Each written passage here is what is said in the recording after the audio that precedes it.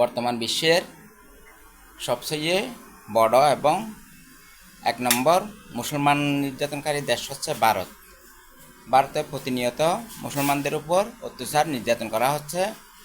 ভারতে মুসলমানদের ব্যবসা প্রতিষ্ঠান গুড়িয়ে দেওয়া হচ্ছে, লুট করা হচ্ছে। মুসলমানদের ধর্মীয় প্রতিষ্ঠান মসজিদ গুড়িয়ে দেওয়া হচ্ছে। মুসলমানরা যাতে ঈদুল আজহা পালন করতে না পারে, পশু কোরবানি দিতে না পারে, ভারতের রাজ্য সরকার সহ কেন্দ্রীয় বিজেপি সরকার বিভিন্ন বিধিনিষেধ আরোপ করছে।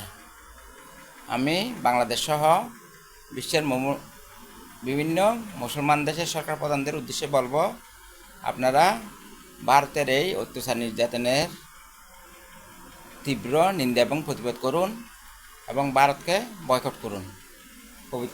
পবিত্র ঈদুল আজহা উপলক্ষে ভারত থেকে পশু আমদানি বন্ধ করুন। এক কথায় ভারতকে বয়কট করুন, যাতে মুসলমানদের উপর অত্যাচার নির্যাতন বন্ধ হয়।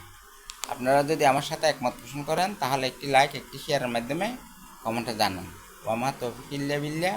আসসালামু আলাইকুম ওয়া রাহমাতুল্লাহি ওয়া বারাকাতুহু।